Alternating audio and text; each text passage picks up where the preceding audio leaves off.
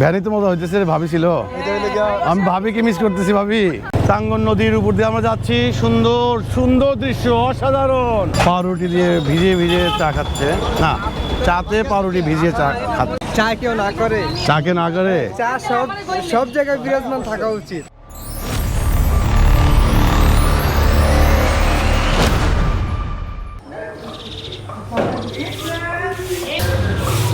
প্রায় 12 ঘন্টা জার্নি করে এসে খুব টায়ার্ড ছিলাম, কাজে আমরা আর কোথাও বের হই নাই, বাসায় ছিলাম। এই বাসায় আমরা উঠেছি, সুন্দর বাসা। এখন খাওয়া দাওয়া, ঘুম, গোসল এগুলো করে রেস্ট নিয়ে 6টা বাজে সন্ধ্যা। এখন একটু ভালো লাগছে। এখন আমরা সবাই মিলে একটু হাঁটবো, গ্রামের ভিতর দিয়ে হাঁটবো, বা কোথাও স্পট আছে কিনা জানি না, যেখানে নিয়ে যাবে সেখানেই আমরা যাব। তো এই বিকাল, অসাধারণ সন্ধ্যা, অসাধারণ বিকাল যাই বলি না কেন, এখনও আলো যেহেতু আছে, একটা নিরিবিলি পরিবেশ, সুন্দর জায়গা, আর প্রচুর কদম ফুল, একটা কদম গাছ আছে এখানে, দেখতে অসাধারণ লাগছে। ক্যামেরায় ফুলগুলো দেখা যাবে না। তো আমরা সবাই মিলে এখন একটু বিকালের সন্ধ্যার আড্ডা দিতে বের হব। এই জায়গাটা হচ্ছে পীরগঞ্জের মধ্যে, পীরগঞ্জ, ঠাকুরগাঁও পীরগঞ্জ, মানে রংপুরেও কিন্তু একটা পীরগঞ্জ আছে। তো আমরা ঠাকুরগাঁও পীরগঞ্জে চলে আসছি, এই বন্ধু মহল এই বাসাতে। এই এলাকার নাম বাঁশগাড়া, বুড়াধাম এলাকা, মানে বুড়াধাম বলে এলাকাটাকে। ঠিক আছে, তাহলে আগে দিয়ে ভ্যান পাইলে পাঠা দিচ্ছি। জুয়েল ভাই ওঠেন।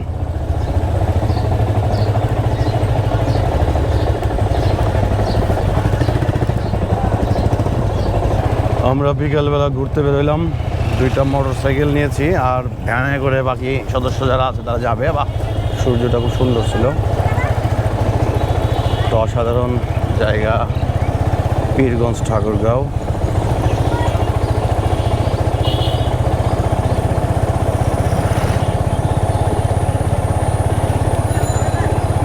ভ্যান ঠিক হয়েছে, আমাদের দল সবাই চলে আসছে ভ্যানে, আমরা যাবো মোটরসাইকেলে।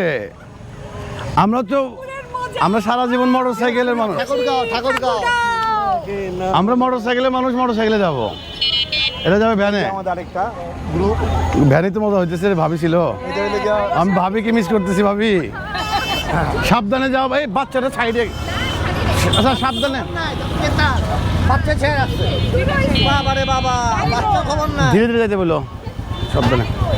চল আপনি দাঁড়ান, আমি আসছি, ওঠেন।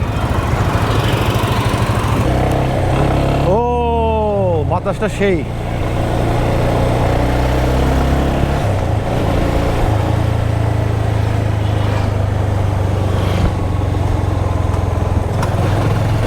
আমাদের দলের বেশিরভাগ মানুষ ভ্যানে গেছে, আমরা 2টা মোটরসাইকেল।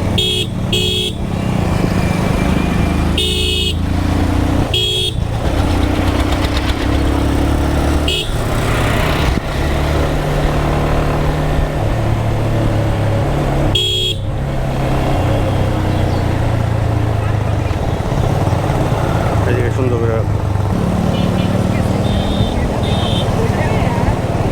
একটা ব্যাংক ওই সামনে।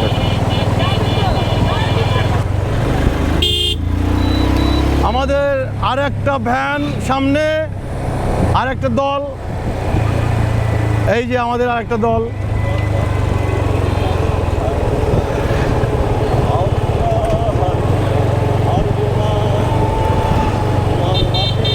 এই যে আমরা 2জন কিন্তু বাইকে চলে যাচ্ছি, আর আমাদের গ্রুপের আরো সবাই ভ্যানে করে ঘুরছে, এবং অসাধারণ জায়গা। এই যে ট্রাক যাচ্ছে, রাস্তা খুবই সংকীর্ণ, আমরা এখানে বেশিক্ষণ দাঁড়াবো না।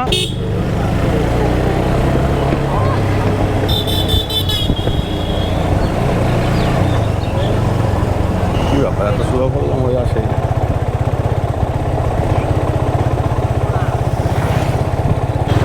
টাঙ্গন নদীর উপর দিয়ে আমরা যাচ্ছি, সুন্দর সুন্দর দৃশ্য, অসাধারণ অসাধারণ দৃশ্য। এই দৃশ্য আসলে মানে আমরা গ্রাম বাংলা, আমাদের যে এত সুন্দর, এটা চিন্তা করা যায় না। আমরা আসলে ঢাকায় থাকতে থাকতে সৌন্দর্যগুলো ভুলে যাচ্ছি। কি অসাধারণ দৃশ্য ভাই।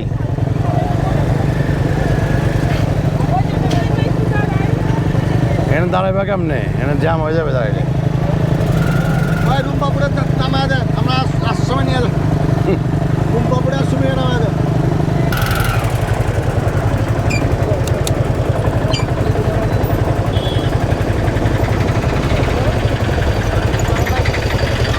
কিসের জ্যাম বললো? অসাধারণ দৃশ্য দেখাচ্ছে। এই যে আমরা এখন এগিয়ে যাচ্ছি, ধীরে ধীরে জ্যাম বেজে গেছে কিন্তু এখানে, মানে এখন বেশিরভাগ মানুষ কিন্তু মানে গ্রামের দিকে আসছে ঈদের পরে, এই জন্য এদিকে জ্যাম পাচ্ছে। এটা হলো গিয়ে মাধুবনী। এই কিসের জ্যাম রে বাবা? এখানে ব্রিজটা ছোট। এইভাবে উঠলে না না, আপনি ওভাবে উঠলে আপনি টানো লাগবে, আমিও ধরে রাখতে পারবো না। এটা হচ্ছে টাঙ্গন নদী।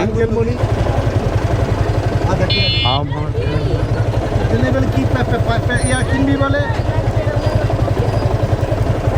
তাই তো একটা বড় বাস ঢুকেছে, মানে এই টাঙ্গন নদীর উপর যে ব্রিজটা একটু সরু ব্রিজ, এই জন্য আবার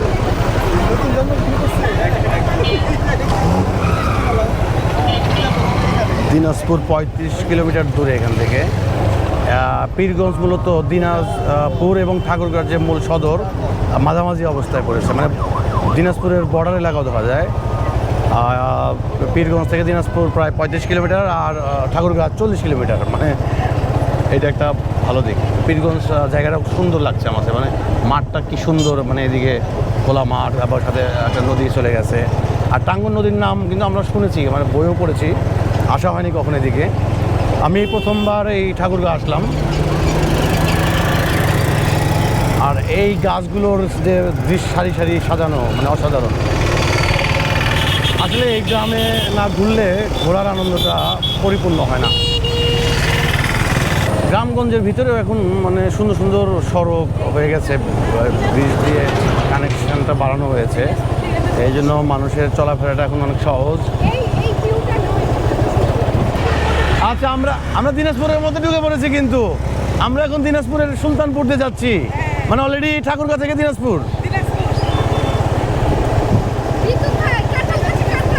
কাঁঠাল গাছে কাঁঠাল।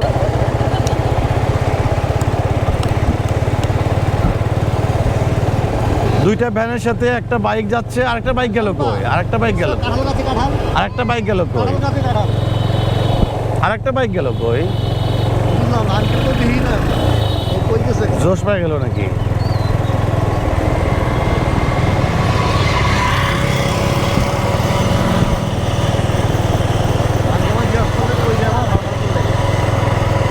হইতে পারে, হ্যাঁ।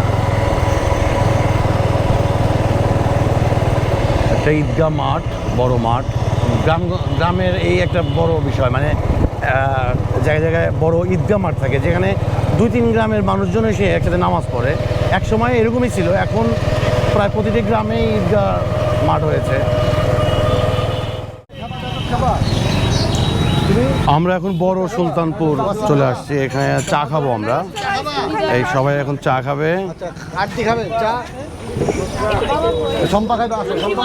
এই দোকানে আমরা চা খাবো, এই দোকানের চা নাকি অনেক ভালো। এই দোকানের নামটা দেখছি না, যাই হোক দোকানের নাম নাই। ভাই, আপনার দোকানের নাম কি? হ্যাঁ, রাকিব স্টোর। রাকিব স্টোরের চা পাওয়া যায়, এবং চার অনেকগুলো চা যখন বানানো হয় সুন্দর লাগছে দেখতে। গরুর দুধের মালাই চা, খাঁটি গরু? আচ্ছা আচ্ছা, তাহলে ভালো চা হবে। ও, এইটা তো ভালো কথা বলছেন। আমরা খাঁটি গরুর দুধ খাবো ভাই, দুধ চা খাবো। না সবাই খাবে না। আমি খাবো ভাই, খাবে না, জাহাজ খাবে না। আমার কাছে টাকা নাই, খাওয়া যাবে? আপনি খাবেন না? আমি খাবো, টাকা নাই কিন্তু খাবো আমি। আঙ্কেল আমি তো অবশ্যই 4-5 চা কেউ না করে, চাকে না করে। চা সব জায়গায় বিরাজমান থাকা উচিত। ঘুমাইতে গেলে চা, তুমি খাইতে গেলে চা। মাদু খাবে না চা? না না, আমি চা খাই না। এই হচ্ছে আমাদের আন্টি, যার বাসায় আমরা উঠেছি, মানে অসাধারণ একজন মানুষ, নিরহংকার, এবং আমাদেরকে দেখেই যে আনন্দ বোধ করেছে এটা এক প্রকৃত মানে কোনো মন থেকে আমাদেরকে গ্রহণ করেছে। এজন্য আন্টিকে ধন্যবাদ। ভালোবাসা। কালো জামা পরিহিত সাদা মনের মানুষ। হ্যাঁ, সাদা মনের মানুষ যে ড্রেসই পড়ুক সমস্যা নাই।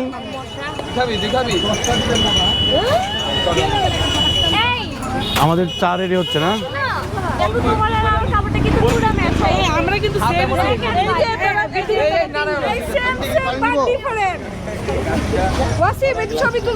সেম সেম ড্রেসে ছবি তুলছে, ম্যাচ করে গেছে দেখে।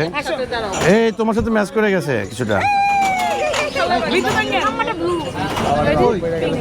এই হচ্ছে দুই ভাইগনার সাথে, না ভাই ভাই বোন না মানে নাতি নাতনি আর কি।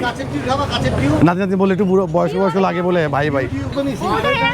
হ্যাঁ বলছি।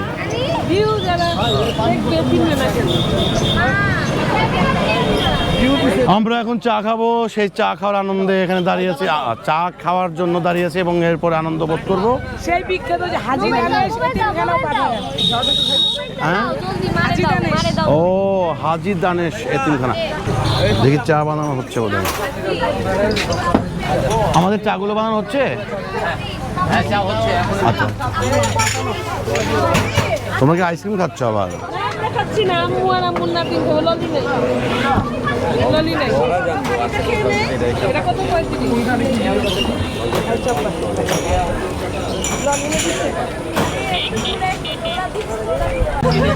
এটা চিনি ছাড়া? এই ভাবি চিনি ছাড়া। নিজের ভাই বোনের আগে ছাড়া দিল। আমার সাথে চিনি ছাড়া। চিনি ছাড়া গেল আমার কাছে 500। আপনার কি ডায়াবেটিস?